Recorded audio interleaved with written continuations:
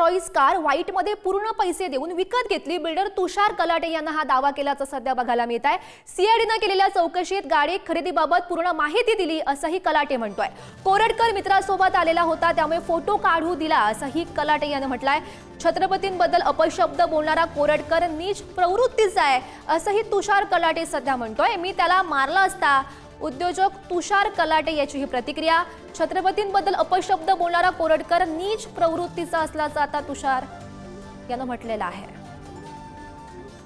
साधारणतः तो व्हिडिओ 3-4 महिन्यापूर्वीचा आहे। गाडी आपल्याच मालकीची आहे। ती आपण BMW फायनान्स कडनं 2017ला गाडी घेतलेली आहे। त्याच्यानंतर 2018ला त्याची CIDची इन्क्वायरी पण झाली होती। CIDच्या इन्क्वायरीत त्याला सगळे डॉक्युमेंट वगैरे आपण सगळं सबमिट केलेलं आहे।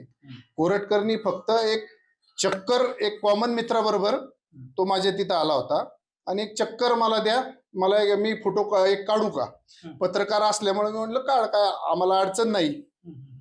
आणि ते 3-4 महिन्यापूर्वी हा प्रकार सगळा घडलेला आहे। आणि या संदर्भात अधिकची माहिती जाणून घेऊयात। आमचे प्रतिनिधी बालाजी पोद्दार सध्या आपल्या सोबत आहेत।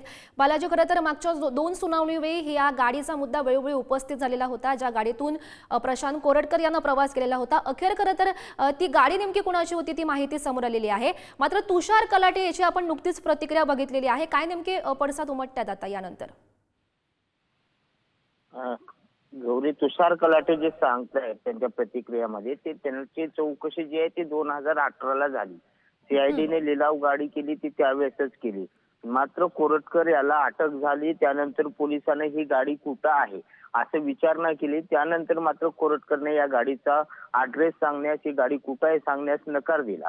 त्या नकारामध्ये नेमकं काय रहस्य आहे हेच आता पोलिसांसमोर तपासावं लागेल। एकीकडे कोरटकराविरोधाचा सगळा महाराष्ट्रभर संताप आहे, तर आता तुषार कलाटे विषयी सुद्धा संताप महाराष्ट्रात व्यक्त होतोय। याचं कारण असं आहे की कोरटकर याने ज्या पद्धतीने वर्तन केलं आणि त्यानंतर त्याचे हे सगळे जे गाड्याचे फोटो वगैरे पुढे आले, त्यानंतर ही गाडी पुण्यातल्या पिंपरी चिंचवडमध्ये एका फार्म हाऊसवर सापडली, जे फार्म हाऊस बांधकाम व्यावसायिक तुषार कलाटेचा आहे। तुषार कलाटे यांनी जरी स्पष्टीकरण दिलं असलं तरी त्यांनी आता म्हटलं की पोलिसांनी मला चौकशीला बोलवलं तर मी चौकशीला जाईन। मात्र अशा पद्धतीने तो इथं आला असताना त्याची माहिती का लपवली जात होती, ही गाडी तुषार कलाटेकडे आहे हे का सांगत नव्हता कोरटकर, असे प्रश्न आता उपस्थित झाले।